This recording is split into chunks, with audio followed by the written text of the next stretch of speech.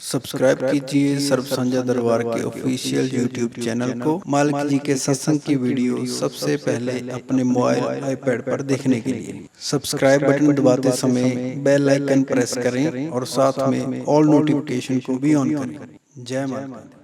ਹੁਣ ਇੱਥੇ ਆਪਾਂ ਗੱਲ ਕਰਾਂਗੇ ਸੰਤ ਰਜਬ ਦੀ ਕਿ ਸੰਤ ਰਜਬ ਜੋ ਕਿ ਰਾਜਸਥਾਨ ਦੇ ਅੰਦਰ ਸੰਗਨੇਰ ਸ਼ਹਿਰ ਦੇ ਅੰਦਰ ਰਹਿੰਦੇ ਸੀ। ਇੱਕ ਏਰੀਆ ਦਾ ਨਾਮ ਹੈ ਸੰਗਨੇਰ, ਰਾਜਸਥਾਨ ਦੇ ਅੰਦਰ, ਜਿੱਥੇ ਸੰਤ ਰਜਬ ਦਾ ਦਰਬਾਰ ਅੱਜ ਵੀ ਹੈ।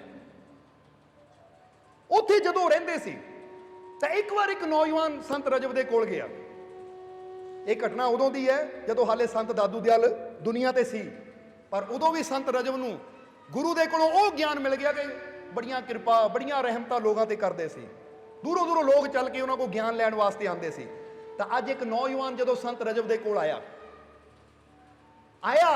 ਆ ਕੇ ਉਹਨਾਂ ਸੰਤ ਰਜਬ ਦੇ ਚਰਨਾਂ 'ਚ ਮੱਥਾ ਟੇਕਿਆ ਤਾਂ ਸੰਤ ਰਜਬ ਨੇ ਉਹਨੂੰ ਦੇਖਿਆ ਗੌਰ ਨਾਲ। ਕਹਿੰਦੇ, ਬੇਟਾ ਤੂੰ 5 ਸਾਲ ਪਹਿਲਾਂ ਵੀ ਆਂਦਾ ਹੁੰਦਾ ਸੀ? ਕਹਿੰਦਾ, ਹਾਂ ਮਹਾਰਾਜ, ਆਪਣੇ ਮਾਤਾ ਪਿਤਾ ਨਾਲ ਆਂਦਾ ਹੁੰਦਾ ਸੀ। ਉਸ ਵੇਲੇ ਮੇਰੀ ਉਮਰ ਕੋਈ 22-23 ਸਾਲ ਦੀ ਸੀ। ਕਹਿੰਦੇ, ਹੁਣ ਬੜੀ ਦੇਰ ਬਾਅਦ ਆਇਆ। ਕਹਿੰਦਾ, ਮਹਾਰਾਜ ਕੀ ਦੱਸਾਂ, ਹੁਣ ਸ਼ਾਦੀ ਹੋ ਗਈ ਹੈ, ਸਮੱਸਿਆਵਾਂ ਇੰਨੀਆਂ ਹੋ ਗਈਆਂ, ਬੱਚੇ ਹੋ ਗਏ ਹੈ, ਬੱਚਿਆਂ ਦੀ ਸਮੱਸਿਆ, ਕੰਮਕਾਰ ਦੀ ਸਮੱਸਿਆ, ਪਰਿਵਾਰ ਦੀ ਸਮੱਸਿਆ, ਸੋ ਮਹਾਰਾਜ ਸਤਸੰਗ ਵਿੱਚ ਆ ਹੀ ਨਹੀਂ ਹੁੰਦਾ। ਇੰਨੀਆਂ ਸਮੱਸਿਆਵਾਂ ਜ਼ਿੰਦਗੀ 'ਚ ਹੈ, ਇੰਨੀਆਂ ਪਰੇਸ਼ਾਨੀਆਂ ਜ਼ਿੰਦਗੀ 'ਚ ਹੈ ਕਿ ਮਹਾਰਾਜ ਕਿੱਦਾਂ ਸਤਸੰਗ 'ਚ ਆਵਾਂ। ਤਾਂ ਉਸ ਵੇਲੇ ਸੰਤ ਰਜਬ ਨੇ ਕਿਹਾ, ਬੇਟਾ ਸਤਸੰਗ ਵਿੱਚ ਆਏਗਾ, ਪ੍ਰਭੂ ਦਾ ਸਿਮਰਨ ਕਰੇਗਾ, ਉਹਦੇ ਸਿਮਰਨ ਨਾਲ ਜੁੜੇਗਾ ਤਾਂ ਫੇਰ ਹੀ ਸਮੱਸਿਆ ਦੂਰ ਹੋਣੀ ਹੈ। ਕਿਉਂਕਿ ਜਿਸ ਤਰ੍ਹਾਂ ਜੀਵਨ 'ਚ ਜੇ ਬਿਮਾਰੀ ਹੋਵੇ, ਤਕਲੀਫ ਹੋਵੇ, ਬੰਦਾ ਵੈਦ ਦੇ ਕੋਲ ਜਾਂਦਾ ਹੈ, ਦਵਾਈ ਲੈਂਦਾ ਤਾਂ ਉਹਦੀ ਬਿਮਾਰੀ ਦੂਰ ਹੋ ਜਾਂਦੀ ਹੈ। ਤੂੰ ਕਹਿ ਰਿਹਾ ਮਹਾਰਾਜ ਜੀਵਨ 'ਚ ਸਮੱਸਿਆ ਇੰਨੀਆਂ ਹੈ, ਪਰੇਸ਼ਾਨੀਆਂ ਇੰਨੀਆਂ ਹੈ, ਸਤਸੰਗ 'ਚ ਕਿੱਦਾਂ ਆਵਾਂ? ਉਹ ਸਤਸੰਗ 'ਚ ਆਏਗਾ, ਫਕੀਰਾਂ ਦੇ ਕੋਲ ਬੈਠੇਗਾ, ਫੇਰ ਹੀ ਜੀਵਨ ਦੀਆਂ ਸਮੱਸਿਆਵਾਂ ਦੂਰ ਹੋਣੀਆਂ ਹੈ। ਕਿਉਂਕਿ ਸਮੱਸਿਆ ਬਾਹਰ ਕਿਤੇ ਵੀ ਨਹੀਂ ਹੈ, ਸਮੱਸਿਆ ਤਾਂ ਬੰਦੇ ਦੇ ਅੰਦਰ ਹੀ ਹੈ। ਜਦੋਂ ਅੰਦਰੋਂ ਬੰਦਾ ਬਿਮਾਰ ਹੋਵੇ ਤਾਂ ਉਹਨੂੰ ਸਾਰੇ ਪਾਸੇ ਦੁਨੀਆ ਬਿਮਾਰ ਲੱਗਦੀ ਹੈ। ਉਹ ਕਹਿੰਦੇ, ਯਾਰ ਖੇਲਣ ਨੂੰ ਦਿਲ ਨਹੀਂ ਕਰਦਾ, ਹੱਸਣ ਨੂੰ ਦਿਲ ਨਹੀਂ ਕਰਦਾ। ਬਿਮਾਰ ਤਾਂ ਜਦੋਂ ਆਪ ਬੰਦਾ ਤੰਦਰੁਸਤ ਹੋਵੇ। ਤਾਂ ਜ਼ਰਾ ਸੋਚੋ, ਕਦੀ ਵਿਚਾਰ ਕਰਨਾ, ਤੁਸੀਂ ਅੰਦਰੋਂ ਬਿਮਾਰ ਹੋ, ਬੈੱਡ ਤੇ ਲੇਟੇ ਹੋ, ਤੁਸੀਂ ਕਹਿੰਦੇ ਬੜਾ ਇਹ ਸੰਸਾਰ 'ਚ ਦੁੱਖ ਹੀ ਬੜੇ, ਬਿਮਾਰੀਆਂ ਬੜੀਆਂ, ਪਰ ਜਦੋਂ ਤੁਸੀਂ ਹੱਸਦੇ ਹੋ, ਨੱਚਦੇ ਹੋ, ਖੇਡਦੇ ਹੋ ਤਾਂ ਤੁਹਾਡਾ ਬਿਮਾਰ ਵੱਲ ਧਿਆਨ ਜਾਂਦਾ ਆ। ਜੇ ਤੁਸੀਂ ਗਰਾਊਂਡ ਵਿੱਚ ਕ੍ਰਿਕਟ ਖੇਡ ਰਹੇ ਹੋ ਜਾਂ ਕੁਝ ਵੀ ਖੇਡ ਰਹੇ ਹੋ ਤਾਂ ਤੁਹਾਡਾ ਧਿਆਨ ਖੁਸ਼ੀ ਵੱਲ ਜਾਂਦਾ ਹੈ। ਉਦੋਂ ਬਿਮਾਰੀ ਬਾਰੇ ਨਹੀਂ ਸੋਚਦੇ, ਉਦੋਂ ਅਸੀਂ ਖੁਸ਼ੀ ਬਾਰੇ ਸੋਚਦੇ ਹਾਂ। ਇਹਦਾ ਮਤਲਬ ਜੈਸੀ ਸਾਡੀ ਅੰਦਰ ਸੋਚ ਹੁੰਦੀ ਹੈ, ਅਸੀਂ ਸੰਸਾਰ ਨੂੰ ਉਦਾਂ ਦਾ ਦਿਖਣਾ ਸ਼ੁਰੂ ਕਰ ਦਿੰਦੇ ਹਾਂ। ਇਸ ਲਈ ਸਮਝੋ ਇਸ ਚੀਜ਼ ਨੂੰ ਕਿ ਆਪਣੇ ਅੰਦਰ ਦੀ ਸੋਚ ਨੂੰ ਬਦਲ ਕੇ ਅਸੀਂ ਆਪਣੇ ਬਾਹਰਲੇ ਹਾਲਾਤ ਵੀ ਕੀ ਕਰ ਸਕਦੇ? ਜਵਾਬ ਦੇ ਦਿਓ, ਬਦਲ ਸਕਦੇ ਹਾਂ। ਆਪਣੀ ਸੋਚ ਨੂੰ ਬਦਲ ਕੇ ਬਾਹਰਲੇ ਹਾਲਾਤ ਬਦਲ ਸਕਦੇ ਹਾਂ। ਅੱਜ ਅਗਰ ਤੁਹਾਡੇ ਜੀਵਨ 'ਚ ਦੁੱਖ ਹੈ ਤਾਂ ਹੁਣ ਚੈਨਲ ਨੂੰ ਸੈੱਟ ਕਰੋ ਕਿੱਥੇ? ਖੁਸ਼ੀਆਂ ਤੇ। ਉਹੀ ਚੀਜ਼ ਇੱਥੇ ਸੰਤ ਰਜਬ ਉਸ ਨੌਜਵਾਨ ਨੂੰ ਦੱਸ ਰਹੇ ਹੈ। ਸੰਤ ਰਜਬ ਕਹਿੰਦੇ, ਬੇਟਾ ਸਤਸੰਗ 'ਚ ਆਏਗਾ, ਸਿਮਰਨ ਨਾਲ ਜੁੜੇਗਾ, ਯੁਕਤੀ ਲਏਗਾ ਤਾਂ ਫਿਰ ਤੇਰੇ ਜੀਵਨ 'ਚ ਖੁਸ਼ੀਆਂ ਆਣਗੀਆਂ। ਕਿਉਂਕਿ ਸਮੱਸਿਆ ਬਾਹਰ ਨਹੀਂ ਹੈ, ਸਮੱਸਿਆ ਤੇਰੇ ਅੰਦਰ ਹੈ। ਉਹ ਕਹਿੰਦਾ, ਮਹਾਰਾਜ ਮੈਂ ਸਮਝਿਆ ਨਹੀਂ, ਤੁਸੀਂ ਕਹਿਣਾ ਕੀ ਚਾਹੁੰਦੇ ਹੋ? ਤਾਂ ਸੰਤ ਰਜਬ ਨੇ ਕਿਹਾ, ਦੇਖ ਹੁਣ ਸ਼ਾਮ ਹੋ ਚੁੱਕੀ ਹੈ, ਅੱਜ ਦੀ ਰਾਤ ਤੂੰ ਸਾਡੇ ਕੋਲ ਰੁਕ, ਔਰ ਪੂਰੀ ਕੋਸ਼ਿਸ਼ ਕਰਾਂਗੇ ਕਿ ਅੱਜ ਦੀ ਰਾਤ ਵਿੱਚ ਤੈਨੂੰ ਇਹ ਸਮਝਾ ਦਈਏ ਕਿ ਅਸੀਂ ਕਹਿਣਾ ਕੀ ਚਾਹੁੰਦੇ ਹਾਂ, ਕਿ ਸਮੱਸਿਆ ਬਾਹਰ ਨਹੀਂ ਹੈ, ਸਮੱਸਿਆ ਸਾਡੇ ਅੰਦਰ ਹੈ। ਅੱਜ ਦੀ ਰਾਤ ਰੁਕ। ਕਹਿੰਦਾ, ਮਹਾਰਾਜ ਰੁਕ ਲੈਂਦਾ ਹੈ, ਵੈਸੇ ਵੀ ਮੈਂ ਦੂਰੋਂ ਆਇਆ, ਰਾਤ ਰੁਕ ਲੈਂਦਾ ਤੁਹਾਡੇ ਦਰਬਾਰ 'ਚ। ਹੁਣ ਜਦੋਂ ਸੰਤ ਰਜਬ ਨੇ ਉਸ ਨੌਜਵਾਨ ਨੂੰ ਰੁਕਣ ਨੂੰ ਕਿਹਾ, ਉਸ ਵੇਲੇ ਸੰਤ ਰਜਬ, ਜਿੱਦਾਂ ਦੱਸਿਆ ਕਿ ਰਾਜਸਥਾਨ ਦੇ ਵਿੱਚ ਉਹਨਾਂ ਦਾ ਦਰਬਾਰ ਹੈ, ਸੰਗਨੇਰ ਦੇ ਅੰਦਰ ਇੱਕ ਏਰੀਆ ਦਾ ਨਾਮ ਹੈ, ਕਿ ਉੱਥੇ ਉਸ ਵੇਲੇ ਇੱਕ ਊਂਠਾਂ ਦਾ ਕਾਫਿਲਾ ਰੁਕਿਆ ਸੀ ਸੰਤ ਰਜਬ ਦੇ ਕੋਲ ਹੀ। ਕਿਉਂਕਿ ਚਾਰੋਂ ਪਾਸੇ ਰੇਤ ਹੀ ਰੇਤ। ਉਸ ਵੇਲੇ ਦੀ ਗੱਲ ਹੈ, ਹੁਣ ਤਾਂ ਬਹੁਤ ਵਧੀਆ ਬਣ ਚੁੱਕਾ ਹੈ ਉੱਥੇ। ਹੁਣ ਉਹਨਾਂ ਦੀ ਕੁੱਲੀ ਸੀ ਜਿੱਥੇ ਉਹ ਰਹਿੰਦੇ ਸੀ, ਉੱਥੇ ਇੱਕ ਊਂਠਾਂ ਦਾ ਕਾਫਿਲਾ ਵੀ ਆ ਕੇ ਰੁਕਿਆ ਸੀ। ਕਿਉਂਕਿ ਇੱਕ ਊਂਠਾਂ ਦਾ ਵਪਾਰੀ ਸੀ ਜਿਹਦੇ ਕਾਫਿਲੇ 'ਚ 100 ਊਂਠ ਸੀ, ਯਾਨੀ ਇੱਕ ਸੁਦਾਗਰ ਸੀ ਜਿਹੜਾ ਊਂਠ ਵੇਚਣਾ ਖਰੀਦਣਾ ਉਹਦਾ ਕੰਮ ਸੀ। ਉਹ 100 ਊਂਠਾਂ ਦਾ ਕਾਫਿਲਾ ਸੀ ਜਿਹੜਾ ਸੰਤ ਰਜਬ ਦੇ ਦਰਬਾਰ 'ਚ ਵਪਾਰੀ ਰੁਕਿਆ ਸੀ। ਤਾਂ ਉਹਨਾਂ ਬਾਹਰ ਕਿੱਲੇ ਗੱਡ ਕੇ ਸਾਰੇ ਊਂਠ ਬੰਨੇ ਹੋਏ ਸੀ ਕਿੱਲਿਆਂ ਦੇ ਨਾਲ, ਦਰਬਾਰ ਦੇ ਬਾਹਰ ਇਦਾਂ ਲਾਈਨ ਲੱਗੀ ਹੋਈ ਸੀ। ਹੁਣ ਇੱਧਰ ਇਹ ਨੌਜਵਾਨ ਜਿਹਨਾਂ ਕਿਹਾ ਸੀ ਮਹਾਰਾਜ ਸਮੱਸਿਆ ਬੜੀਆਂ, ਜ਼ਿੰਦਗੀ 'ਚ ਸਮੱਸਿਆ ਬੜੀਆਂ ਹੈ, ਸੰਤ ਰਜਬ ਨੇ ਸ਼ਾਮ ਨੂੰ ਉਹਨੂੰ ਕਿਹਾ ਅੱਜ ਦੀ ਰਾਤ ਰੁਕ। ਜਦੋਂ ਰੁਕਿਆ, ਸ਼ਾਮ ਹੋਈ, ਖਾਣਾ ਪੀਣਾ ਖਾਧਾ, ਸੂਰਜ ਡੁੱਬਿਆ, ਰਾਤ ਹੋਈ, ਸੰਤ ਰਜਬ ਨੇ ਉਹਨੂੰ ਬੁਲਾਇਆ। ਜਦੋਂ ਨੌਜਵਾਨ ਨੂੰ ਬੁਲਾਇਆ, ਨੌਜਵਾਨ ਆਇਆ ਤਾਂ ਸੰਤ ਰਜਬ ਨੇ ਕਿਹਾ ਬੇਟਾ ਅੱਜ ਤੂੰ ਇੱਕ ਕੰਮ ਕਰਨਾ ਆ। ਕਹਿੰਦਾ ਮਹਾਰਾਜ ਦੱਸੋ ਕੀ ਕੰਮ ਹੈ। ਕਹਿੰਦੇ ਬਾਹਰ ਦੇਖ ਊਂਠ ਹੈ, ਆ 100 ਊਂਠਾਂ ਦਾ ਕਾਫਿਲਾ ਇੱਥੇ ਰੁਕਿਆ ਹੈ, ਤਾਂ ਤੂੰ ਉਦੋਂ ਸੋਣਾ ਹੈ ਅੱਜ ਜਦੋਂ ਸਾਰੇ ਊਂਠ ਜ਼ਮੀਨ ਤੇ ਬਹਿ ਗਏ, ਕਿਉਂਕਿ ਕੁਝ ਊਂਠ ਖੜੇ ਸੀ, ਕੁਝ ਊਂਠ ਬੈਠੇ ਸੀ। ਸਮਝਦੇ ਹੋ ਕਿ ਨਹੀਂ? ਕਿਉਂਕਿ ਕਈ ਜਗ੍ਹਾ ਤੁਸੀਂ ਦੇਖਿਆ ਹੋਵੇਗਾ ਕਿ ਕਿਤੇ ਮੱਝਾਂ ਦੀ ਡੈਰੀ ਹੁੰਦੀ ਹੈ, ਗਊਆਂ ਦੀ ਡੈਰੀ ਹੁੰਦੀ ਹੈ, ਜੇ ਉੱਥੇ 10 ਗਊਆਂ ਹੈ ਤਾਂ ਕੋਈ ਖੜੀ ਹੋਏਗੀ, ਕੋਈ ਖਾ ਰਹੀ ਹੈ, ਕੋਈ ਬੈਠੀ ਹੋਈ ਹੈ, ਯਾਨੀ ਹਰੇਕ ਆਪਣੀ ਆਪਣੀ ਮੌਜ 'ਚ।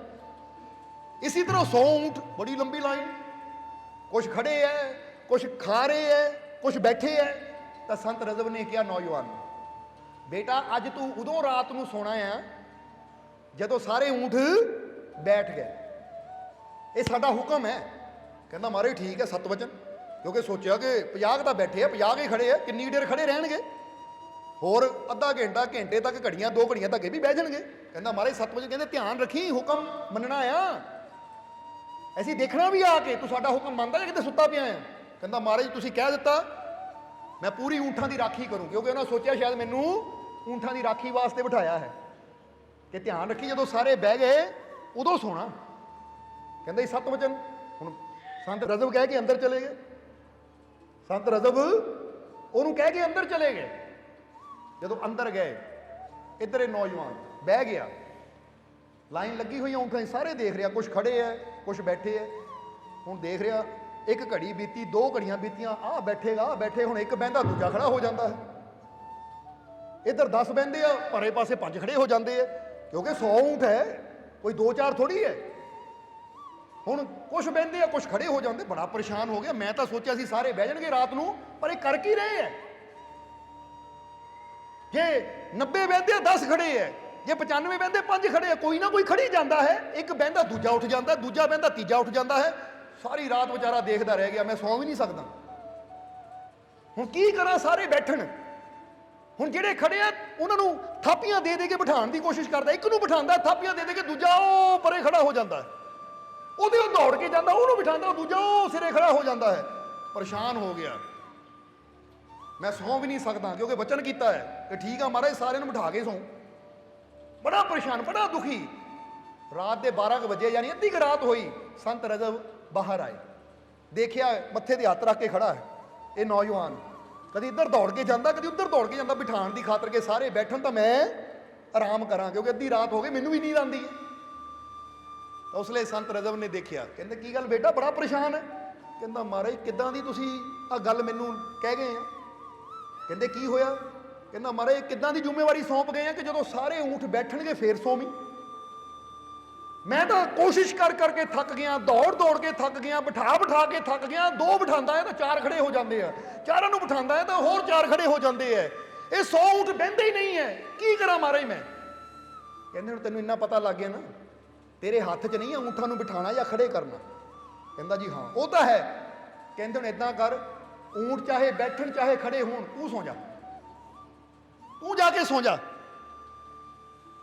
ਹੁਣ ਚਿੰਤਾ ਛੱਡ ਇਹਨਾਂ ਊਂਠਾਂ ਦੀ, ਕਿਉਂਕਿ ਜਦੋਂ ਤੇਰੇ ਕੰਟਰੋਲ 'ਚ ਹੀ ਨਹੀਂ ਹੈ ਊਂਠ ਬਿਠਾਣੇ ਖੜੇ ਕਰਨੇ, ਜਿਹੜੀ ਚੀਜ਼ ਤੇਰੇ ਕੰਟਰੋਲ 'ਚ ਉਹ ਤਾਂ ਤੂੰ ਕਰ ਸਕਦਾ, ਤੇਰੇ ਕਾਬੂ 'ਚ ਹੈ। ਕਿਉਂਕਿ ਕੰਟਰੋਲ ਤਾਂ ਐਸੀ ਕਹਿਤਾ ਉਹਨਾਂ ਨੇ, ਕਾਬੂ ਗਿਆ, ਕਿ ਜਿਹੜੀ ਚੀਜ਼ ਤੇਰੇ ਕਾਬੂ 'ਚ ਹੈ ਉਹਨੂੰ ਤੇ ਤਾਂ ਤੇਰਾ ਜ਼ੋਰ ਚੱਲਦਾ ਹੈ, ਜਿਹੜੀ ਤੇਰੇ ਕਾਬੂ 'ਚ ਨਹੀਂ ਹੈ ਤਾਂ ਫਿਰ ਉੱਤੇ ਜ਼ੋਰ ਚਲਾਉਣਾ ਛੱਡ, ਆਪਣੇ ਆਪ ਨੂੰ ਉਸ ਅਵਸਥਾ 'ਚ ਲੈ ਜਾ ਕਿ ਮੈਂ ਇਹਨਾਂ ਦੀ ਚਿੰਤਾ ਛੱਡ ਕੇ ਆਰਾਮ ਨਾਲ ਸੌਵਾਂ। ਹੁਣ ਤੂੰ ਜਾ ਕੇ ਸੌਂ ਜਾ। ਕਹਿੰਦਾ ਮਹਾਰਾਜ ਇਦਾਂ ਹੀ ਸੀ ਤਾਂ ਫਿਰ ਮੈਨੂੰ ਪਹਿਲਾਂ ਕਿਉਂ ਕਿਹਾ ਕਿ ਪਹਿਲਾਂ ਬਿਠਾ ਫਿਰ ਸੌਵੀਂ? ਕਹਿੰਦੇ ਇਹਦਾ ਜਵਾਬ ਤੈਨੂੰ ਸਵੇਰੇ ਦੇਵਾਂਗੇ, ਹੁਣ ਤੂੰ ਜਾ ਕੇ ਆਰਾਮ ਕਰ, ਕਿਉਂਕਿ ਰਾਤ ਬਹੁਤ ਹੋ ਚੁੱਕੀ ਹੈ। ਹੁਣ ਨੌਜਵਾਨ ਗਿਆ, ਫਿਕਰ ਹੀ ਛੱਡ ਦਿੱਤੀ, ਊਂਠ ਕਿਹੜਾ ਖੜਾ ਕਿਹੜਾ ਬੈਠਾ। ਇੱਕ ਵਾਰ ਦੇਖਿਆ, ਫਿਰ ਹੱਸਿਆ, ਤਾੜੀ ਵਜਾਈ, ਕਹਿੰਦਾ ਲਓ ਹੁਣ ਚਾਹੇ ਖੜੇ ਹੋਵੋ ਚਾਹੇ ਬੈਠੋ, ਮੈਂ ਚੱਲਾ ਸੌਣ। ਕਹਿ ਕੇ ਦੌੜ ਕੇ ਗਿਆ, ਲੰਮਾ ਪਿਆ ਤਾਂ ਪੈਂਦੇ ਸਾਰੇ ਹੀ ਨੀਂਦ ਆ ਗਈ, ਕਿਉਂਕਿ ਥੱਕਿਆ ਸੀ ਦੌੜ ਦੌੜ ਕੇ, ਕਦੀ ਇੱਧਰ ਦੌੜਦਾ ਸੀ ਕਦੀ ਉੱਧਰ। ਸਵੇਰ ਨੂੰ ਆਰਾਮ ਨਾਲ ਉੱਠਿਆ, ਉੱਠਦਿਆਂ ਹੀ ਹੱਥ ਮੂੰਹ ਧੋਤਾ, ਜੋ ਵੀ ਸਵੇਰ ਦਾ ਹੁੰਦਾ ਉਹ ਕਰਮ ਕਰਕੇ ਸੰਤ ਰਜਬ ਦੇ ਕੋਲ ਚਲਾ ਗਿਆ। ਸੰਤ ਰਜਬ ਬੈਠੇ ਆ, ਪੁੱਛਿਆ ਕਿੱਦਾਂ ਬੇਟਾ ਲੰਗਰ ਪਾਣੀ ਛਕ ਲਿਆ? ਕਹਿੰਦਾ ਮਹਾਰਾਜ ਛਕ ਲਿਆ, ਬਸ ਤੁਹਾਡਾ ਹੀ ਇੰਤਜ਼ਾਰ ਸੀ। ਹੁਣ ਮਹਾਰਾਜ ਰਾਤ ਦੀ ਗੱਲ ਦੱਸੋ, ਪਹਿਲਾਂ ਰਾਤੀ ਕਿਹੜੀ ਖੇਲ ਖਿਲਾ ਰਹੇ ਸੀ ਮੈਨੂੰ? ਤਾਂ ਸੰਤ ਰਜਬ ਨੇ ਕਿਹਾ ਖੇਲ ਨਹੀਂ ਖਿਲਾ ਰਹੇ ਸੀ, ਤੈਨੂੰ ਗਿਆਨ ਦੇ ਰਹੇ ਸੀ, ਕਿਉਂਕਿ ਤੂੰ ਕਹਿੰਦਾ ਸੀ ਮਹਾਰਾਜ ਜੀਵਨ 'ਚ ਸਮੱਸਿਆ ਹੀ ਬੜੀਆਂ, ਕਿੱਦਾਂ ਸਤਸੰਗ 'ਚ ਆਵਾਂ, ਜੀਵਨ 'ਚ ਸਮੱਸਿਆ ਹੀ ਬੜੀਆਂ, ਕਿੱਦਾਂ ਤੁਹਾਡੇ ਦਰਸ਼ਨ ਕਰਾਂ। ਜੀਵਨ 'ਚ ਸਮੱਸਿਆ ਹੀ ਪਰਿਵਾਰ ਦੀ ਸਮੱਸਿਆ, ਘਰ ਦੀ ਸਮੱਸਿਆ, ਕੰਮਕਾਰ ਦੀ ਸਮੱਸਿਆ, ਕਾਰੋਬਾਰ ਦੀ ਸਮੱਸਿਆ, ਕਿੱਦਾਂ ਕਰਾਂ? ਕਹਿੰਦੇ ਇਹੀ ਤਾਂ ਤੈਨੂੰ ਸਮਝਾਉਣਾ ਸੀ ਬੇਟਾ। ਜਿੱਦਾਂ ਰਾਤੀ ਅਸੀਂ ਤੈਨੂੰ ਕਿਹਾ ਕਿ ਜਦੋਂ ਸਾਰੇ ਊਂਠ ਬੈਠ ਜਾਣਗੇ ਫਿਰ ਤੂੰ ਸੋਣਾ ਆ, ਤਾਂ ਸਮਝ ਲੈ ਜਿਹੜੀਆਂ ਸਮੱਸਿਆਵਾਂ ਵੀ ਹੁੰਦੀਆਂ ਉਹ ਵੀ ਊਂਠਾਂ ਦੀ ਤਰ੍ਹਾਂ ਹੀ ਹੁੰਦੀਆਂ ਹੈ। ਇੱਕ ਬਹਿੰਦੀ ਹੈ ਤਾਂ ਦੂਜੀ ਖੜੀ ਹੋ ਜਾਂਦੀ ਹੈ। ਕਿਸੇ ਦਾ ਜੀਵਨ ਵੀ ਕਦੀ ਇਹ ਨਹੀਂ ਹੁੰਦਾ ਕਿ 100 ਦੇ 100 ਊਂਠ ਬਹਿ ਜਾਣ, ਯਾਨੀ ਸਾਰੀਆਂ ਸਮੱਸਿਆਵਾਂ ਖਤਮ ਹੋ ਜਾਣ। ਕਿਉਂਕਿ ਸਮੱਸਿਆਵਾਂ ਕਦੋਂ ਖਤਮ ਹੁੰਦੀਆਂ? ਸਮੱਸਿਆਵਾਂ ਉਦੋਂ ਹੀ ਬੰਦੇ ਦੀਆਂ ਖਤਮ ਹੁੰਦੀਆਂ ਜਦੋਂ ਬੰਦਾ ਆਪ ਖਤਮ ਹੋ ਜਾਂਦਾ ਹੈ। ਇੱਕ ਮੁਰਦਾ ਜਿਹੜਾ ਲੇਟ ਗਿਆ ਨਾ ਕਬਰ 'ਚ, ਜਾਂ ਜੇ ਇੱਕ ਮੁਰਦਾ ਲੇਟ ਗਿਆ ਚਿਤਾ ਦੇ ਉੱਪਰ, ਉਹਨੂੰ ਕੋਈ ਸਮੱਸਿਆ ਨਹੀਂ ਹੈ। ਜਿਹਦੇ ਸਾਹ ਚੱਲਦੇ ਆ ਉਹਦੇ ਜੀਵਨ 'ਚ ਤਾਂ ਕੋਈ ਨਾ ਕੋਈ ਸਮੱਸਿਆ ਖੜੀ ਹੁੰਦੀ ਰਹਿਣੀ ਹੈ।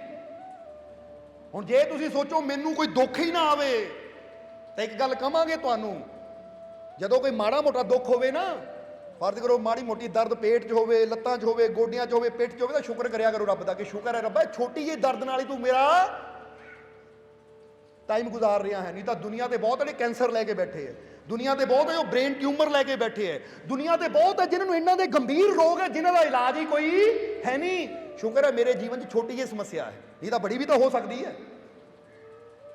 ਇਹ ਗੱਲ ਹਮੇਸ਼ਾ ਯਾਦ ਰੱਖੋ, ਇਹ ਗੱਲ ਹਮੇਸ਼ਾ ਯਾਦ ਰੱਖਣਾ, ਜੇ ਛੋਟੀ ਮੋਟੀ ਤਕਲੀਫ ਹੈ ਤਾਂ ਉਹਦੇ ਵਾਸਤੇ ਵੀ ਸ਼ੁਕਰ ਕਰੋ ਪ੍ਰਮਾਤਮਾ ਦਾ। ਨਹੀਂ ਤਾਂ ਜਾ ਕੇ ਦੇਖੋ ਹਸਪੀਟਲਾਂ ਦੇ ਅੰਦਰ, ਐਮਰਜੈਂਸੀਆਂ ਦੇ ਅੰਦਰ ਕਿੱਦਾਂ ਬੈੱਡ ਫੁੱਲ ਹੈ, ਤੇ ਇਦਾਂ ਦੀਆਂ ਤਕਲੀਫਾਂ ਬੰਦੇ ਲੈ ਕੇ ਬੈਠੇ ਐ ਕਿ ਡਾਕਟਰ ਕਹਿੰਦੇ ਇਹਦਾ ਇਲਾਜ ਹੀ ਕੋਈ ਹੈ ਨਹੀਂ, ਬਸ ਇਹ 4-6 ਮਹੀਨੇ ਦੇ ਹੀ ਮਹਿਮਾਨ ਹੈ। ਰੱਖੋ ਕਿ ਜੀਵਨ 'ਚ ਤਕਲੀਫ ਹੈ, ਦੁੱਖ ਹੈ, ਇਹੀ ਸਾਡੀ ਜ਼ਿੰਦਗੀ ਦੀ ਨਿਸ਼ਾਨੀ ਹੈ। ਨਹੀਂ ਤਾਂ ਮੁਰਦੇ ਨੂੰ ਕੋਈ ਪੀੜਾ ਨਹੀਂ ਹੁੰਦੀ, ਉਹਦੇ ਅੰਗ ਨੂੰ ਵੱਢ ਦਿਓ, ਕੱਟ ਦਿਓ, ਉਹਦੇ ਟੋਟੇ ਟੋਟੇ ਕਰ ਦਿਓ, ਉਹਨਾਂ ਉਫ ਤੱਕ ਨਹੀਂ ਕਰਨੀ। ਪਰ ਜਿਹਦੇ ਇਨਸਾਨ ਨੂੰ ਮਾੜੀ ਮੋਟੀ ਦਰਦ ਪੀੜਾ ਹੁੰਦੀ ਹੈ ਤਾਂ ਜ਼ਿੰਦਗੀ ਦਾ ਪਤਾ ਲੱਗਦਾ ਕਿ ਮੇਰੇ 'ਚ ਜਾਨ ਹੈ। ਬੰਦਾ ਕਹੇ ਮੇਰੇ ਕੋਈ ਦਰਦ ਹੋਵੇ ਹੀ ਨਾ, ਤਾਂ ਠੀਕ ਹੈ ਭਾਈ, ਇੱਕੋ ਹੀ ਕੰਮ ਹੈ, ਜ਼ਹਿਰ ਦੀ ਗੋਲੀ ਖਾ, ਦਰਦ ਕਦੀ ਹੋਏਗੀ ਨਹੀਂ। ਸਾਰੀਆਂ ਦਰਦਾਂ ਤੋਂ ਮੁਕਤੀ ਕੀ ਚਾਹੁੰਦੇ ਹੋ? ਦਰਦਾਂ ਤੋਂ ਮੁਕਤੀ, ਇਦਾਂ ਸਾਰੇ ਦਰਦਾਂ ਤੋਂ ਮੁਕਤੀ ਹੋ ਜਾਵੇ, ਮੁੜ ਕੇ ਜੀਵਨ 'ਚ ਕਦੀ ਕੋਈ ਦਰਦ ਪੀੜਾ ਹੋਵੇ ਹੀ ਨਾ, ਜ਼ੁਕਾਮ ਬੁਖਾਰ ਹੋਵੇ ਹੀ ਨਾ। ਇੱਕੋ ਹੀ ਸੌਖਾ ਜਿਹਾ ਉਪਾਅ ਹੈ, ਜਾਂ ਤਾਂ ਪੱਖਾ ਲਟਕ ਜਾਓ ਉਹਦੇ ਨਾਲ, ਜਾਂ ਫਿਰ ਲਓ ਕੋਈ ਜ਼ਹਿਰ ਦਾ ਇੰਜੈਕਸ਼ਨ ਲਾ ਲਓ, ਮੁੜ ਕੇ ਸਾਰੀ ਜ਼ਿੰਦਗੀ ਕੋਈ ਦਰਦ ਹੀ ਨਹੀਂ ਹੋਏਗੀ। ਕਹਿਣਾ ਸ਼ੁਕਰ ਹੈ ਡਾਕਟਰ ਸਾਹਿਬ ਤੁਸੀਂ ਤਾਂ ਭਗਵਾਨ ਹੈ, ਸਾਰੇ ਦਰਦਾਂ ਚੋਂ ਕੱਢ ਦਿੱਤਾ ਮੈਨੂੰ। ਤਾਂ ਇਦਾਂ ਦਾ ਦਰਦ ਮੁਕਤੀ ਚਾਹੀਦੀ ਹੈ ਸਾਨੂੰ। ਸੋ ਜੀਵਨ 'ਚ ਮਾੜਾ ਮੋਟਾ ਸਰਦੀ ਗਰਮੀ ਧੁੱਪ ਛਾਂ ਉਤਾਰ ਚੜਾਵ ਆਉਂਦੇ ਹੈ, ਇਹੀ ਤਾਂ ਜੀਵਨ ਹੈ। ਸੋ ਜੀਵਨ ਇਹ 100 ਊਂਠਾਂ ਦੀ ਤਰ੍ਹਾਂ ਹੈ ਕਿ ਜਿੱਥੇ ਕੋਈ ਨਾ ਕੋਈ ਸਮੱਸਿਆ ਸਦਾ ਰਹਿਣੀ ਹੈ। ਜੇ ਅਸੀਂ ਕਹੀਏ ਸਾਰੇ ਊਂਠ ਬਹਿ ਜਾਣ, ਸਾਰੀਆਂ ਸਮੱਸਿਆ ਹੀ ਖਤਮ ਹੋ ਜਾਣ, ਤਾਂ ਫਿਰ ਜ਼ਿੰਦਗੀ ਖਤਮ ਹੈ। ਇਸ ਲਈ ਇਹ ਨਾ ਕਹੋ ਰੱਬ ਨੂੰ, ਰੱਬਾ ਮੇਰੇ ਜੀਵਨ ਦੇ ਸਾਰੇ ਦੁੱਖ ਖਤਮ ਕਰ ਦੇ। ਰੱਬ ਨੇ ਕਹਿਣਾ ਫਿਰ ਠੀਕ ਹੈ ਭਾਈ, ਕਰ ਦਿੰਦੇ ਆ, ਤਿਆਰ ਹੋ ਜਾ।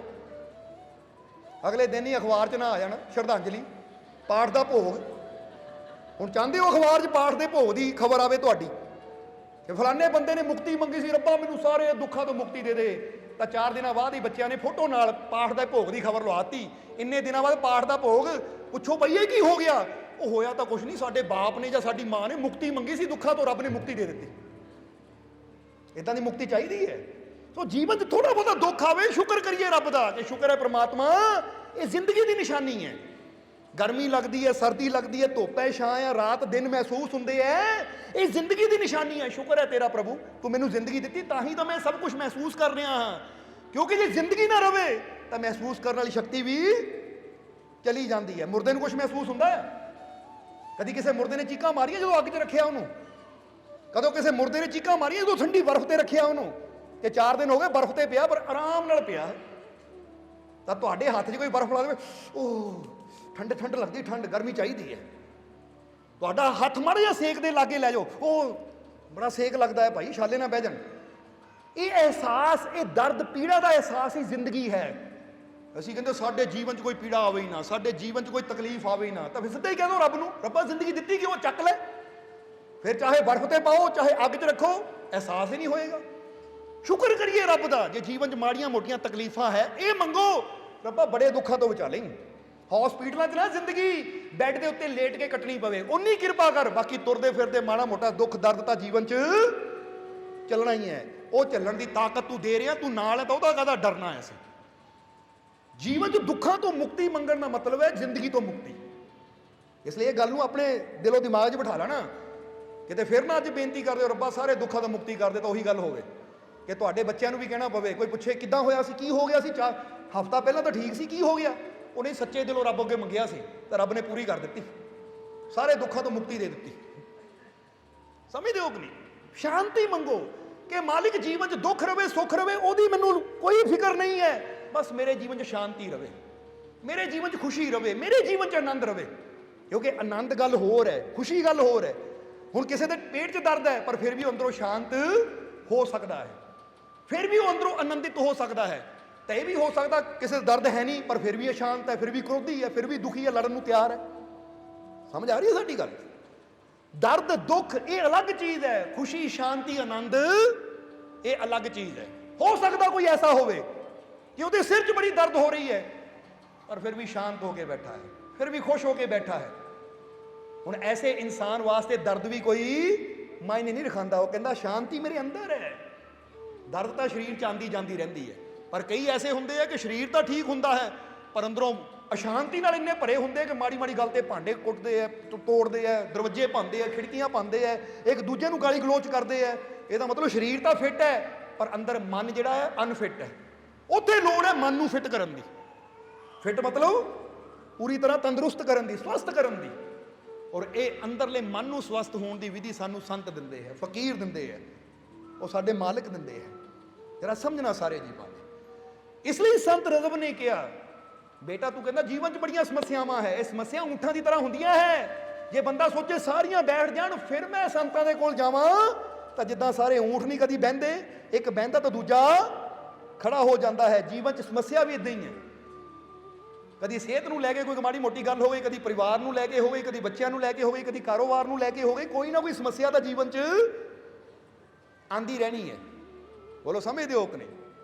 ਹੁਣ ਤੁਸੀਂ ਗੱਡੀ ਵੀ ਨਵੀਂ ਲੈਂਦੇ ਹੋ ਤਾਂ ਉਹ ਵੀ ਗੱਡੀ ਵਾਲੇ ਕੀ ਕਹਿੰਦੇ ਭਾਈ 5000 ਬਾਅਦ ਸਰਵਿਸ ਕਰਾ ਲਿਆ ਕਰੋ, 10,000 ਬਾਅਦ ਸਰਵਿਸ ਕਰਾ ਲਿਆ ਕਰੋ। ਕਿਉਂਕਿ ਸਰਵਿਸ ਦੀ ਲੋੜ ਰਹਿੰਦੀ ਹੋਵੇ, ਚੱਲਦੀ ਹੋਈ ਗੱਡੀ ਚਾਹੇ ਨਵੀਂ ਹੋਵੇ ਸਮੱਸਿਆ ਆ ਸਕਦੀ ਹੈ। ਟਾਇਰਾਂ ਦੀ ਹਵਾ ਚੈੱਕ ਕਰਨੀ ਪੈਂਦੀ ਹੈ, ਇੰਜਨ ਆਇਲ ਚੈੱਕ ਕਰਨਾ ਪੈਂਦਾ ਹੈ, ਹਰ ਚੀਜ਼ ਚੈੱਕ ਕਰਨੀ ਪੈਂਦੀ ਹੈ। ਬਸ ਸਮਝ ਲਓ ਸਰੀਰ ਵੀ ਇਦਾਂ ਹੀ ਹੈ, ਇਹਦੀ ਵੀ ਸਰਵਿਸ ਦੀ ਲੋੜ ਰਹਿੰਦੀ ਹੈ। ਔਰ ਸਰੀਰ ਦੀ ਸਰਵਿਸ, ਮਨ ਦੀ ਸਰਵਿਸ ਕਿੱਥੇ ਹੁੰਦੀ ਹੈ? ਇੱਥੇ ਹੁੰਦੀ ਜਿੱਥੇ ਤੁਸੀਂ ਇਸ ਵੇਲੇ ਬੈਠੇ ਹੋ। ਆਹ ਸਮਝ ਲਓ ਤੁਹਾਡੀ ਸਰਵਿਸ ਹੀ ਕਰ ਰਹੇ ਹਾਂ ਅਸੀਂ, ਤੁਹਾਡੇ ਅੰਦਰ ਦੀ ਸਫਾਈ ਕਰ ਰਹੇ ਹਾਂ ਤਾਂ ਕਿ ਜਿਹੜੇ ਗੱਡੀ ਰੁਕ ਰੁਕ ਕੇ ਚੱਲਦੀ ਨਾ ਤੇਜ਼ੀ ਨਾਲ ਚਲੇ। ਇਸ ਲਈ ਇਹ ਮਨ ਦੀ ਸਰਵਿਸ ਹੋਣਾ ਵੀ ਜ਼ਰੂਰੀ ਹੈ। ਔਰ ਮਨ ਦੀ ਸਰਵਿਸ ਹੁੰਦੀ ਹੈ ਸੰਤਾਂ ਦੀ ਸੋਬਤ ਵਿੱਚ, ਉਸ ਮਾਲਕ ਦੇ ਦਰਬਾਰ 'ਚ। ਜਿੱਥੇ ਮਨ ਦੀ ਸਫਾਈ ਹੁੰਦੀ ਰਵੇ ਤਾਂ ਫਿਰ ਜੀਵਨ 'ਚ ਝਟਕੇ ਨਹੀਂ ਲੱਗਦੇ। ਜਿੱਦਾਂ ਗੱਡੀ ਝਟਕੇ ਲੱਗਣ ਲੱਗ ਪੈਂਦੇ ਨਾ, ਕਚਰਾ ਆ ਜਾਵੇ, ਇੱਥੇ ਇਨਸਾਨ ਦੇ ਜੀਵਨ 'ਚ ਵੀ ਬੜੇ ਝਟਕੇ ਲੱਗਦੇ ਹੈ ਸਮੱਸਿਆਵਾਂ ਦੇ। ਪਰ ਸਾਡੇ ਮਾਲਿਕ ਸਾਨੂੰ ਉਹ ਯੁਕਤੀ ਦੇ ਦਿੰਦੇ ਆ, ਉਹ ਗੁਰ ਦੇ ਦਿੰਦੇ ਆ ਕਿ ਕਿੱਦਾਂ ਹਰ ਸਮੱਸਿਆ ਵਿੱਚ ਵੀ ਤੂੰ ਸ਼ਾਂਤੀ ਨਾਲ ਵਿਚਰ ਸਕਦਾ ਹੈ, ਕਿੱਦਾਂ ਹਰ ਸਮੱਸਿਆ 'ਚੋਂ ਤੂੰ ਆਨੰਦ ਦੇ ਨਾਲ ਗੁਜ਼ਰ ਸਕਦਾ ਹੈ। ਇਹ ਯੁਕਤੀ ਸਾਨੂੰ ਮਾਲਿਕ ਦਿੰਦੇ ਹੈ। ਇਸ ਲਈ ਸਮਝਣਾ ਇਸ ਚੀਜ਼ ਨੂੰ ਕਿ ਸੰਤ ਰਜ਼ਬ ਨੇ ਉਹਨੂੰ ਕਿਹਾ ਬੇਟਾ ਸਮੱਸਿਆ ਊਂਠਾਂ ਦੀ ਤਰ੍ਹਾਂ ਹੈ। ਔਰ ਦੇਖ ਜਦੋਂ ਅਸੀਂ ਤੈਨੂੰ ਕਿਹਾ ਕਿ ਸਾਰੇ ਊਂਠ ਬਹਿ ਜਾਣਗੇ ਫਿਰ ਸੌਵੀਂ, ਤਾਂ ਸਾਰੀ ਰਾਤ ਤੂੰ ਸੌ ਨਹੀਂ ਪਾਇਆ, ਇੱਧਰੋਂ ਉੱਧਰ ਦੌੜਦੇ ਦੀ ਹੀ ਰਾਤ ਗੁਜ਼ਰ ਗਈ, ਪਰੇਸ਼ਾਨੀ 'ਚ ਰਾਤ ਗੁਜ਼ਰੀ। ਪਰ ਜਦੋਂ ਅਸੀਂ ਤੈਨੂੰ ਕਿਹਾ ਹੁਣ ਊਂਠ ਬੈਠਣ ਚਾਹੇ ਨਾ ਬੈਠਣ, ਤੂੰ ਜਾ ਕੇ ਆਰਾਮ ਨਾਲ ਸੌਂ, ਤਾਂ ਫਿਰ ਤੂੰ ਜਾ ਕੇ ਆਰਾਮ ਨਾਲ ਸੌਂ ਗਿਆ। ਇਹਦਾ ਮਤਲਬ ਇਹ ਸਮੱਸਿਆ ਊਂਠ ਬਾਹਰ ਸੀ, ਸ਼ਾਂਤੀ ਆਰਾਮ ਨੀਂਦ ਤੇਰੇ ਅੰਦਰ ਸੀ। ਜਦ ਤੱਕ ਤੂੰ ਆਪਣੀ ਨੀਂਦ ਨੂੰ ਬਾਹਰ ਜੋੜਿਆ ਸੀ, ਪਹਿਲਾਂ ਊਂਠ ਬੈਠਣਗੇ ਫਿਰ ਮੈਂ ਸੌਣਾ ਹੈ, ਤਾਂ ਤੇਰੀ ਜ਼ਿੰਦਗੀ ਪਰੇਸ਼ਾਨੀ 'ਚ ਹੀ, ਤੇਰੀ ਰਾਤ ਪਰੇਸ਼ਾਨੀ 'ਚ ਦੌੜ ਰਹੀ ਸੀ, ਕਦੀ ਇੱਧਰ ਕਦੀ ਉੱਧਰ।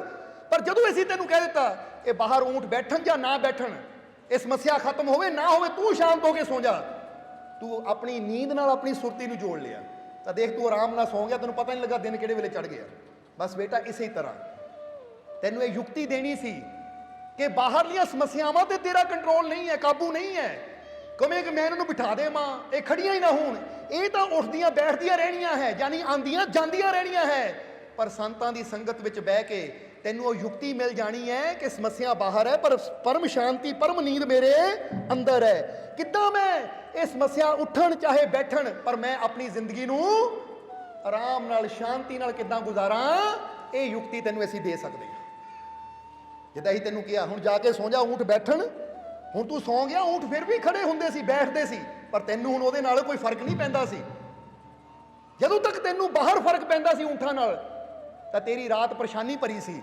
ਪਰ ਜਦੋਂ ਊਂਠ ਬੈਠਦੇ ਉੱਠਦੇ, ਪਰ ਤੈਨੂੰ ਕਹਿ ਦਿੱਤਾ ਕਿ ਭਾਈ ਜਾ ਕੇ ਤੂੰ ਸੌਂ, ਹੁਣ ਊਂਠਾਂ ਨਾਲੋਂ ਤੇਰੀ ਸੁਰਤੀ ਟੁੱਟ ਗਈ, ਆਪਣੀ ਨੀਂਦ ਨਾਲ ਜੁੜ ਗਈ, ਤਾਂ ਊਂਠ ਸਾਰੀ ਰਾਤ ਉੱਠਦੇ ਬੈਠਦੇ ਰਹੇ, ਪਰ ਤੈਨੂੰ ਕੋਈ ਉਹਦੀ ਫਿਕਰ ਨਹੀਂ ਸੀ, ਤੂੰ ਆਰਾਮ ਨਾਲ ਸੌਂ ਗਿਆ। ਇਸੇ ਤਰ੍ਹਾਂ ਜਦ ਤੱਕ ਆਪਣੀ ਸੁਰਤੀ ਬਾਹਰ ਰੱਖਾਂਗੇ ਤਾਂ ਬਾਹਰ ਤਾਂ ਕੋਈ ਨਾ ਕੋਈ ਸਮੱਸਿਆ ਉੱਠਦੀ ਬਹਿੰਦੀ ਰਹੇਗੀ, ਪਰ ਜਦੋਂ ਗੁਰੂ ਦੇ ਕੋਲ ਯੁਕਤੀ ਲੈ ਕੇ ਆਪਣੀ ਸੁਰਤੀ ਨੂੰ ਆਪਣੇ ਅੰਦਰ ਆਨੰਦ ਨਾਲ ਜੋੜ ਲਵਾਂਗੇ ਤਾਂ ਫਿਰ ਬਾਹਰ ਸਮੱਸਿਆ ਖੜੀ ਹੋਵੇ ਬੈਠੇ, ਉਹਦੇ ਨਾਲ ਸਾਨੂੰ ਫਰਕ ਨਹੀਂ ਪਏਗਾ। ਅਸੀਂ ਅੰਦਰ ਆਪਣੀ ਜ਼ਿੰਦਗੀ ਸ਼ਾਂਤੀ ਨਾਲ ਆਨੰਦ ਨਾਲ ਜੀ ਸਕਦੇ ਹਾਂ। ਸਮਝ ਆ ਰਹੀ ਹੈ ਕਿ ਨਹੀਂ? ਇਸ ਕਰਕੇ ਹੁਣ ਤੁਸੀਂ ਦੇਖੋ, ਅਗਰ ਬਾਹਰਲੀਆਂ ਸਮੱਸਿਆਵਾਂ ਨਾਲ ਤੁਹਾਨੂੰ ਫਰਕ ਪੈਂਦਾ ਹੈ ਤੇ ਇਹਦਾ ਮਤਲਬ ਹਾਲੇ ਤੱਕ ਤੁਸੀਂ ਸੁਰਤੀ ਅੰਦਰ ਉੱਥੇ ਤੱਕ ਨਹੀਂ ਜੋੜੀ ਕਿ ਜਿੱਥੇ ਤੁਹਾਡੇ ਆਨੰਦ ਹੈ, ਸ਼ਾਂਤੀ ਹੈ। ਜਦੋਂ ਉਸ ਆਨੰਦ ਸ਼ਾਂਤੀ ਬਾਰੇ ਅੰਦਰ ਪਤਾ ਲੱਗ ਜਾਏਗਾ ਤਾਂ ਫਿਰ ਬਾਹਰਲੀ ਸਮੱਸਿਆ ਖੜੀ ਹੁੰਦੀ ਹੈ, ਬੈਠਦੀ ਹੈ, ਉਹਦੀ ਫਿਕਰ ਹੀ ਨਹੀਂ ਰਹਿ ਜਾਏਗੀ, ਫਿਰ ਤਾਂ ਜ਼ਿੰਦਗੀ ਆਰਾਮ ਨਾਲ ਗੁਜ਼ਰੇ। ਫਿਰ ਸੰਤ ਰਜਬ ਨੇ ਜਦੋਂ ਉਹਨੂੰ ਕਿਹਾ ਤਾਂ ਉਹਨਾਂ ਹੱਥ ਜੋੜੇ ਔਰ ਚਰਨਾਂ 'ਚ ਸਿਰ ਰੱਖ ਦਿੱਤਾ। ਸੰਤ ਰਜਬ ਕਹਿੰਦੇ ਸਮਝ ਆਈ? ਕਹਿੰਦਾ ਮਹਾਰਾਜ ਸਮਝ ਵੀ ਆ ਗਈ, ਤਾਂ ਹੁਣ ਯੁਕਤੀ ਨਾਮ ਦੀ ਦਾਤ ਵੀ ਝੋਲੀ ਪਾ ਦਿਓ, ਤਾਂ ਕਿ ਹੁਣ ਮੈਨੂੰ ਇਹ ਸਮਝ ਆ ਗਈ ਕਿ ਜੇ ਇਹਨਾਂ ਨੂੰ ਮੈਂ ਬਾਹਰ ਸਮੱਸਿਆ ਕਹਿੰਦਾ ਸੀ, ਉਹ ਤਾਂ ਕਦੀ ਖਤਮ ਹੋਣੀਆਂ ਹੀ ਨਹੀਂ ਹੈ, ਪਰ ਮੈਂ ਆਪਣੇ ਅੰਦਰ ਉਹ ਯੁਕਤੀ ਸਿੱਖ ਲਵਾਂ, ਉਹ ਵਿਧੀ ਸਿੱਖ ਲਵਾਂ ਕਿ ਕਿੱਦਾਂ ਹਰ ਚੀਜ਼ ਨੂੰ ਮੈਂ ਆਪਣੇ ਵਾਸਤੇ ਲਾਭਦਾਇਕ ਬਣਾ ਸਕਦਾ, ਕਿੱਦਾਂ ਹਰ ਚੀਜ਼ ਨੂੰ ਮੈਂ ਆਪਣੇ ਵਾਸਤੇ ਫਾਇਦੇਮੰਦ ਬਣਾ ਸਕਦਾ ਹਾਂ। ਹੁਣ ਉਹ ਯੁਕਤੀ ਦੱਸ ਦਿਓ। ਤਾਂ ਸੰਤ ਰਜਬ ਨੇ ਕਿਹਾ ਉਹ ਯੁਕਤੀ ਤਾਂ ਫਿਰ ਸ਼ਬਦ ਹੈ। ਉਹ ਯੁਕਤੀ ਦਾ ਆਪਣੇ ਮਨ ਨੂੰ ਕੰਟਰੋਲ ਕਰਨਾ, ਕਿੱਦਾਂ ਆਪਣੇ ਮਨ ਨੂੰ ਬੁਰੇ ਤੋਂ ਹਟਾ ਕੇ ਅੱਛੇ ਵੱਲ ਲਾਣਾ ਹੈ। ਇਸ ਲਈ ਤੁਹਾਨੂੰ ਵੀ ਕਵਾਂਗੇ ਕਿ ਤੁਸੀਂ ਵੀ ਆਪਣੇ ਮਨ ਨੂੰ ਬੁਰੇ ਤਰਫੋਂ ਹਟਾ ਕੇ ਅੱਛੇ ਤਰਫ ਲਾਉਣ ਦੀ ਕਲਾ ਸਿੱਖੋ। ਸ਼ੰਕਾ ਨੂੰ ਛੱਡ ਕੇ ਵਿਸ਼ਵਾਸ ਦੀ ਤਰਫ ਆਣਾ